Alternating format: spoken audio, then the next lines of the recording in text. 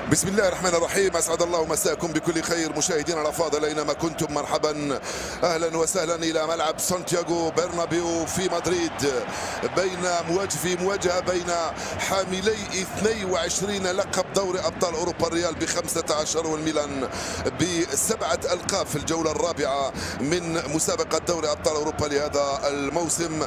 ريال مدريد على الجهه اليمنى بلباسه الابيض بلونين في حراسه المرمى، لوكاس فاسكيز على الجهة اليمنى، مندي على الجهة اليسرى، روديغير مع ايدير ميليتاو في وسط الدفاع، تشواميني، فالفيردي، لوكا مودريتش وجود بيلينغهام، بالاضافه الى فينيسيوس جونيور وكذلك كيليان مبابي.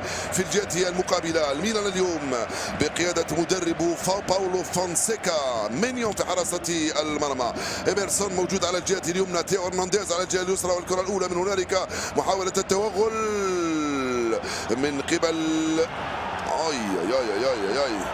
قلت تيو هرنانديز في الجهه اليسرى، تياو وتوموري في وسط الدفاع، يوسف فوفانا مع يونس موسى وتيجاني ريندرز، وثلاثي الخط الامامي الفارو موراتا رفقه رافائيل لياو وكريستيان بوليسيتش. هذه التشكيله اللي يلعب بها فريق الميلان بقياده مدربه باولو فونسيكا. بينما في الجهه المقابله كارلو أنشيلوتي وحكاياته مع الريال ومع الميلان، لا ننسى بانه سبق له ان درب الميلان لسنوات طويله وفاز معه بلقب دوري الابطال مدربا ولاعبا. تاز انطلق على الجهه اليسرى، راح زاد في السرعه، تيو تيو تيو تيو تيو فالفيردي وبابي، توموري من هنالك فوق توموري خرج الكره والحكم يرجع وسكا مودريتش الماضية بعثته عن المشاركة أمام برشلونة في مباراة الدوري. ونذكر بأنه الريال لم يلعب مباراته أمام فالنسيا بسبب الفيضانات التي بوليسيتش نفذ ركنية القائم الأول. لا جول مالك تياو، جول للميلان من كرة ثابتة من ركنية، ترك عناصر الريال كلها تتفرج وترك روديغير ينظر إلى السماء. ما الذي حل بنا وما الذي حدث؟ من أين جاء هذا مليك؟ من كيف ضرب الكرة بالرأس ونحن نتفرج عليه بهكذا الشكل؟ 1-0 للميلان في سانتياغو برنابيو في مدريد. مليك تياو يباغت الريال ويباغت أندري لونين، وجول اي سي ميلان 1 ريال مدريد 0 في سانتياغو برنابيو في مدريد. يا سلام على احلى بدايه للميلان يا فونسيكا، سجل في دوري الابطال. فينيسيوس جونيور استحق ان اكون احتياطيا، بل انا الاساسي وانا الذي ساصنع الفارق مع الميلان اليوم وغدا. موسى جونيور،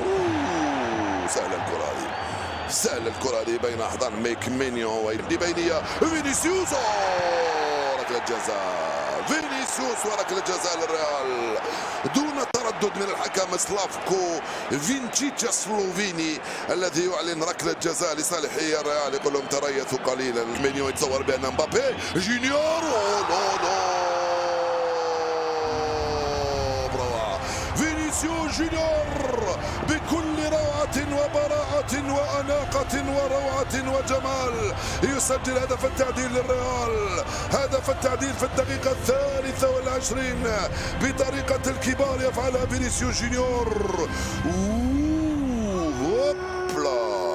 جول هدف التعديل لريال مدريد امام الميلان من ركله جزاء. فينيسيوس جونيور يسجل رابع اهدافه في دوري الابطال هذا الموسم، زايد 5 اهداف في الدوري، بروعه وفرحه كبيره لفينيسيوس جونيور.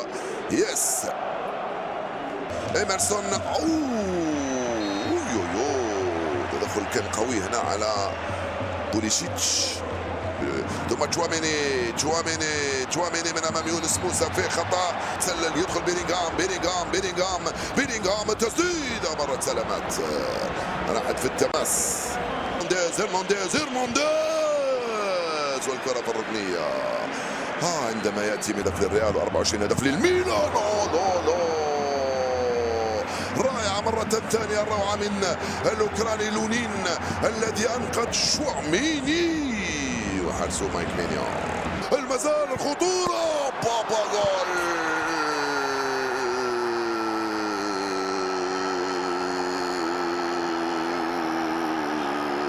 يفعل أمره رافائيل ويسجل ألفارو موراتا جول.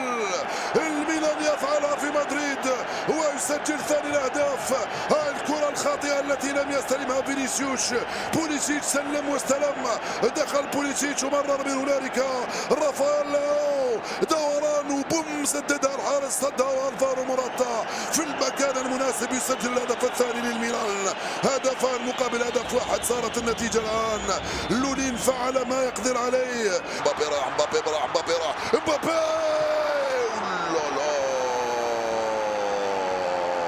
لوكا مودريتش، لوكا بعيدا. تسجيل هدفين.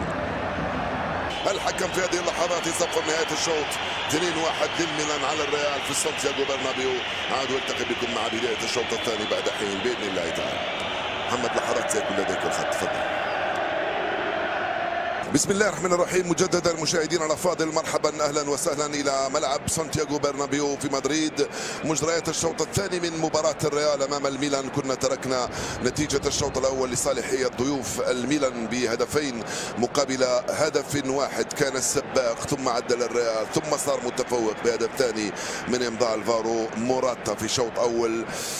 بيلينغهام لفينيسيوس جونيور، فينيسيوس بين احضان هذه لجود بيلينغهام. تبي تسلم؟ لا لياو لياو لياو لياو لياو لياو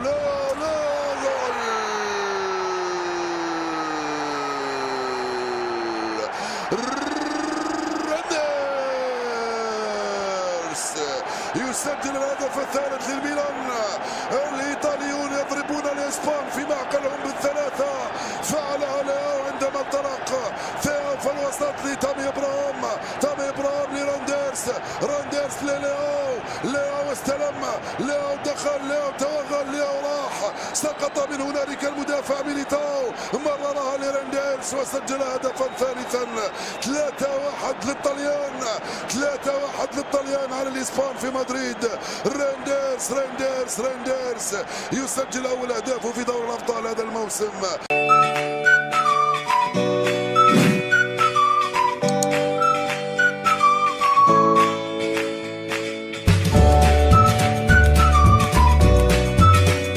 اهلا بيكم متابعين مو سبورتس في كل مكان. ازيكم حبايبي، عاملين ايه؟ فيديو جديد، تحليل فني جديد وتلخيص جديد لمباراه قويه جدا، وهي مباراه برشلونه واشبيليه اليوم. مباراه قويه، ديربي تقريبا. برشلونه بينافس على صداره الدوري بعد فوز مدريد امبارح اللي قرب منه وتساوي معاه في النقاط 24. بيحاول على 3 نقط ياكد بيها صدارته للدوري قبل مباراه الكلاسيكو، وده بيخليه ان حتى لو مدريد كسبوا في الكلاسيكو برشلونه يفضل في الصداره بفارق الاهداف، لان طبعا هو اقوى هجوم، سجل 31 هدف لحد دلوقتي، وعنده هداف الدوري ليفاندوسكي جايب 12 هدف، وبيبعد عن اقرب منافسينه مبابي وايو بريز ب6 اهداف لكل واحد فيهم. مباراه قويه على ملعب برشلونه الاولمبياكوس، ملعب الاولمبي، لان ملعب برشلونه بيتجدد. تعال نبدا كده تشكيل المباراه. طبعا بينا في حراسه المرمى كوندي وكوبارسي ومارتينيز وبالدي. خط الدفاع نص الملعب كاسادو وبدري، قدامهم لامين يامال ورافينيا وفاتي وليفاندوسكي. انا بقى لما اشوف لامين يامال ورافينيا وليفاندوسكي واي حد على الشمال بقى، فاهم، فاتي، تنزل اي حد على الشمال، الماتش كده حلو. ليه؟ لان رافينيا في نص الملعب الصراحه بيعمل اداء وبيحرك لعب بطريقه مرعبه، ونص الملعب بقى وراهم بدري كاسادو. يعني انا مش عارف الناس ديت بقى ما يرجع لهم ديونج والاصابات اللي عندهم دي هيبقوا عاملين ازاي، وجافي والرجاله دي. فمباراه قويه جدا يعني. فالمباراه بتبدا بضغط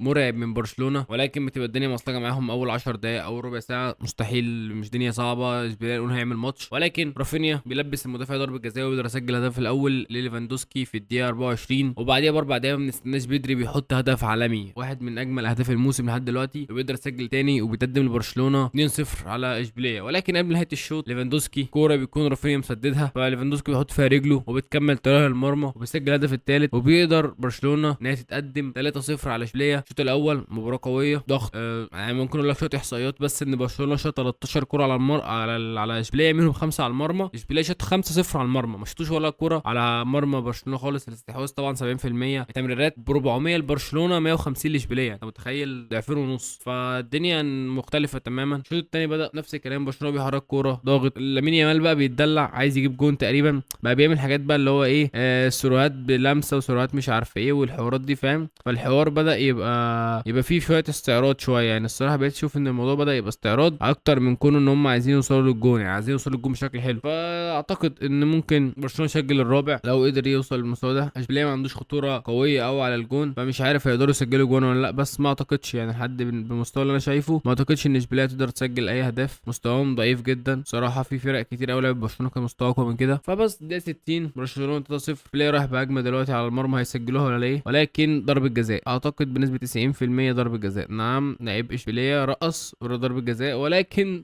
وانا بكلمكم برضو انا بتفرج على الماتش بكلمكم كنت بحلل الكوره اوف سايد. فنرجع للفار بقى نشوف في ضربه جزاء لاشبيليه ولا لا. خلاص لحد هنا ما تنساش تعمل لايك وسبسكرايب وتفعل زر الجرس عشان يوصلك كل جديد، وسلام.